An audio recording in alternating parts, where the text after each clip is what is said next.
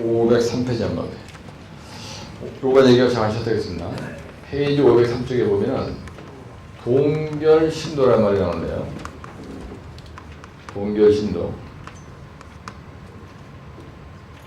이 동결 신도 또는 동결 지수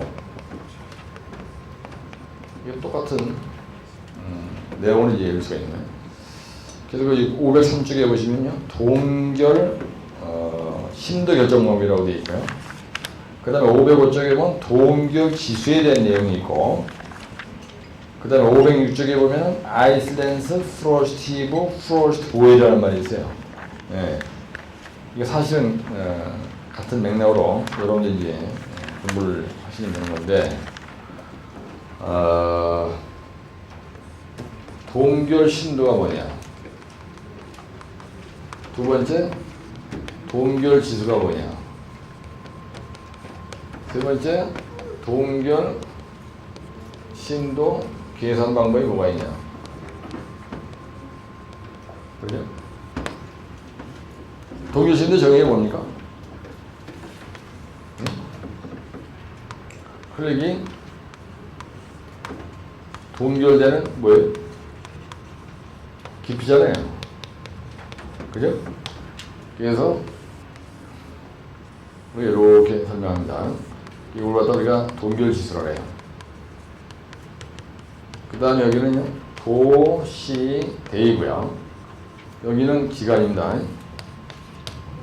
그래서 이걸 갖다 우리가 F라고 하는데, 동결 깊이를 어떻게 계산하냐? Z는 이걸 C 루트 F로 계산하거든요.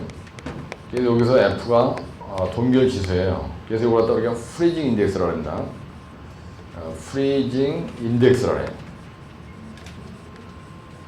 그래서 그 동결 지수가 뭐라고 되냐면요, 정의가 일평균 기온이, 그죠? 503쪽에 보시면은 이 동결 기간 동안 일평균 기온을 적산하여 적산 기온의 최대치와 적산 기온의 최대치와 최소치의 차, 이걸 갖다 적산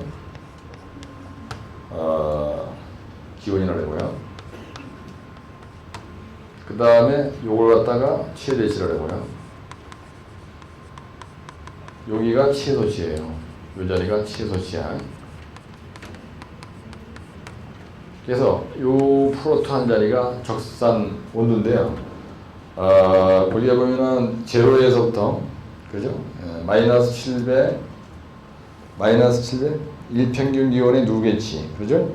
그래서 1월, 2월, 3월, 4월 이래가지고 이렇게 되어 있는데, 이 자리가 몇 월? 맨 끝에 자리가 2월, 3월, 한 2월 정도 되고요. 근데 이쪽으로 가지고 3월 되면 녹는 거예요, 이제. 그죠? 그래가지고 여기 자리가 보통 한 마이너스 한 700 정도 되고요. 그 다음에 이후에 자리가 마이너스 한 100 정도 되네. 0도 되죠? 마이너스 0도. 이렇게 되는 거예요. 그래서 이 동결 지수라는 거는 적산 기온의, 보세요. 적산 기온의 최대치와 최소치의 차이야. 네, 적산 기온의 최대치와 최소치의 차. 요걸 갖다 그냥 이으려면 이게 골치 아프거든요. 요 그림을 보시면 돼요. 이렇게. 여기서까지가 어는 기간이죠. 네? 여기서까지가 어는 기간이고, 여기서 녹는 기간입니다. 그래서 이 자리가 어는 기간이고요. 어는 기간이야. 동결되는 기간이고, 이 자리가 쉽게 얘기하면 녹는 기간이에요. 그래서 여기에서 프로스트 보일이라는 거예요. 이 기간이 프로스트 보일 기간이야. 얼었던 게 녹아. 그래가지고 집안이 연약해지는 현상. 이걸 연화현상이라고 하고요. 그 다음에 프로스트 히브, 동결 윤기, 프로스트 보일, 그죠? 그래서 적산 기온의 최대치와 최소치의 차. 여기가 도시대이다. 그럼 도시대의 최대치와 뭐 최소치의 차다. 요걸 가지고 우리가 뭐라 하냐면 적산 기온의 최대치와 최소치의 차를 동결지수라고 한다. 동결지수란 이것이다. 동결 신도란 거는 동결되는 깊이를 얘기하는 거다. 그래서 Z는 이거를 C 루트 F로 계산한다. 예, 그래서 이 C가 햇볕이 많이 들 때는 얼마나 하느냐. 햇볕이 많이 들어. 항상 1년 내내 햇볕이 잘 되는 자리야. 3월 쓰는 거예요. 이거 무조건 정해진 숫자거든요. 그 다음에 1년 내내 강원도 가면요, 1년 내내 햇빛을 못 보는 구간이 있어. 강원 3호짜리라는 거예요. 그럴 때 이 값을 5로 쓰는 거예요. 계산할 때. 그 다음에 이 프레징 인덱스라고 하는 이 값은요. 기상청에서 나온 거지 내가 마음대로 조정하는 게 아니에요. 그래서 이걸 계산하는 이제 하는 겁니다. 그래서 동결 깊이가 1m냐 뭐 80전이냐 이런 식으로 계산을 한다는 거예요. 네? 그래서 503쪽에 여기 이렇게 되어 있습니다. 그래서 동결 신도를 결정하는 방법은 첫째, 둘째, 셋째 이거 세 가지가 있어야죠. 그래가지고 동결 지수를 구하는 방법이 있고 실측으로 하는 방법이 있고요. 동결 지수를 가지고 지수로 구하는 방법이 있고 그 다음에 실제로 측량하는 거예요. 실측하는 방법이 있고 그 다음에 또 하나 뭐가 있어요? 네? 그 다음에 보정 동결 지수의 방법이 있어요. 보정 동결 지수 에 의한 방법이 있다. 이거는 온도 계로다 측정하는 거예요. 이거는 Z는 이꼬로 C 루트 F로 계산한다는 얘기야. 그 다음에 이거 결과 이용을 어디다 쓰냐? 여기서 얘기하는 동결신도, 동결지수 이런 거 갖다 왜 괜히 매없이 하느냐? 네. 포장 두께 산정이나 그죠? 우리가 포장의 두께를 산정할 때 그 다음에 지하 매설관의 설치 깊이를 결정하게 됐습니다. 그 다음에 얕은 기초 있어요. 얕은 기초의 설치 깊이를 산정하는 데 써먹는다. 무슨 얘기냐면요. 이럴 때 그림을 그리는 겁니다. 여기다 노체가 있고요. 그 다음에 노상이 있고요. 그 다음에 보조위층이 있고, 그 다음에 기층이 있고, 그 다음에 표층이 있는 거예요. 대구지방이야. 그러면요.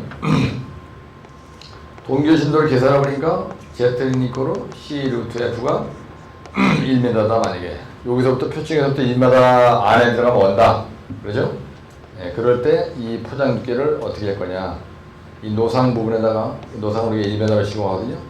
여기서까지에다가 노상 부분에 얼음 안 되니까 여기다가 30전 내지 40전에 동상방지 차단식을 넣어요.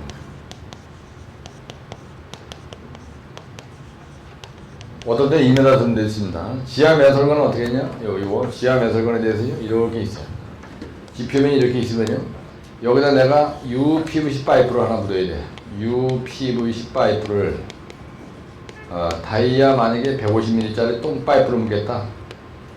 그래서 세니타리 파이프를 묻겠다.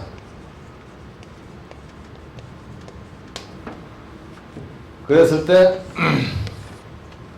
동결 신도가 만약에 Z는 이꼬로 C 루트 F를 가지고 이게 만약에 약 1m다. 그러면요. 이 두께를 1m 아래로 설치해야 돼요. 네? 이게 중요한 거거든요. 안 그러면 이거 동파하잖아요. 그래서 동파를 방지하기 위해서 동파 방지 목적으로 우리가 1m 아래다. 근데 얕은 기초의 설치 깊이 무슨 말이냐면요. 내가 다가구 지탱을 하나 줘야 돼. 예. 그래서 여기다가 얕은 기초로다 이맨쯤 얕은 기초로 하는 거야. 그죠? 근데 만약에 이게 얼어. 근데 여기서 Z는 이꼬로 C 루트 F 그래가지고 충주에다가 내가 다각으로 하나 짓겠다. 그러면요, 이 기초를 우리가 만들 때, 그렇죠? 내가 만약에 여기다 이런 식으로 고무를 묻겠다. 그러면 1m 밑에다가 이걸 묻는 거예요. 그래가지고 이거 하지 말라. 그래서 여기다 집을 이렇게 올려놓는다. 기둥 이렇게. 그래서 이게 만약에 얕은 기초다. 그럼 모든 것은 동결 깊이 아래로 들어가게 이렇게 하는 겁니다. 특히 요거. 우리 요거 인버트 엘리베이션이라고 하죠. 인버트 엘리베이션을 딱 표시해서. 괜히 맥없이 동결 신도를 계산하는 게 아니거든요. 근데 사실은 여러분들 동결 지수에 대한 설명을 해도 이렇게 설명해야 되고요. 동결 신도를 설명을 해도 이 그림을 그려야 됩니다. 그렇죠? 예, 그래서 이 그림이 중요한 거예요. 이런 거 아주 심플하니까 한 페이지짜리입니다. 예, 저런 거 뭐 두 페이지 넘어가고 그림을 만약에 크게 그렸다면 두 페이지가 되겠지만 그래서 505페이지에 있는 현장에서 결과 이용 얘기할 때 이렇게 이제 강의가 필요한 건 이런 것들이 필요한 겁니다. 그렇죠? 그래서 505쪽에 있는 것처럼 대종 3번에 현장에서 동교신도 만약에 문제를 낸 놈이 현장에서 만약에 동결신도가 났다면 동결신도 결과 이용, 만약에 동결지수가 났다면 동결지수에 대한 결과 이용, 이렇게 쓰면 답이에요. 네? 그래서 이 동결신도 계산 방법 나면 너무 장황하게 버리지 말고 이게 딱 가면 됩니다. 그죠? 여기다 대고 동결신도 동결지수라는데 여기다 동사만조법이 지차단이에요. 물론 이런 걸 쓰겠다. 그럼 결론은 살짝 써주는 건 괜찮아요. 이건 너무 장황하게 벌려도 초점이 좀 어긋나죠.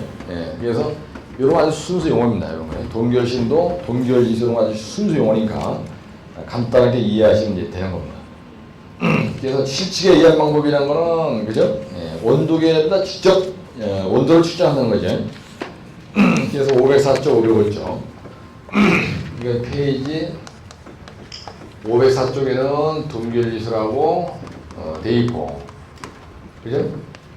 이동하실 때 504쪽에는 동결지수, 503쪽에는 동결신도라고 되어 있지만 이걸 별도로 설명할 수 있는 게 아니다. 이런 얘기입니다.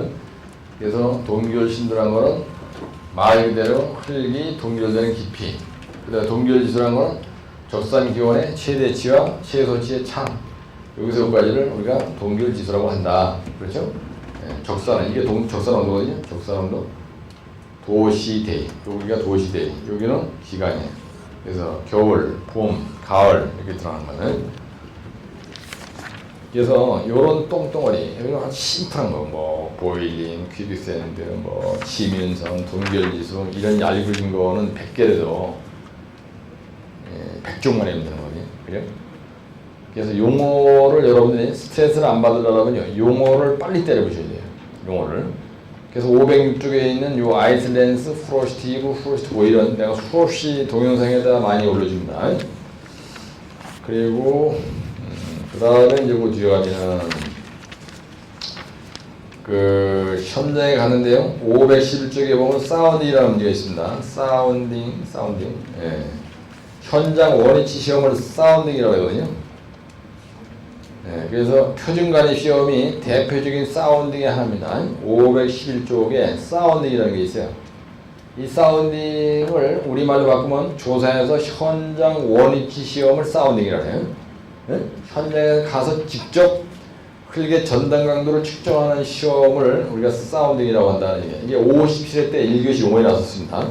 사운딩 이래가지고 그래서 여러분들이 사운딩이라는 게 뭐냐? 현장 원위치 시험이다. 그럼 사운딩의 대표적인 게 뭐냐? 그러면 표준관입 시험이 사운딩 중에서 하나다. 이걸 염두에 두시고 사운딩 그럼 이 자식이 SBT 에너지 쓰는 거구나. 이걸 알고 계시라는 얘기예요. 예, 511쪽에 대괄호에다가 사운딩 중에서 가장 대표적인 것이 SBT 에너지다. 이 말을 써오세요. 예?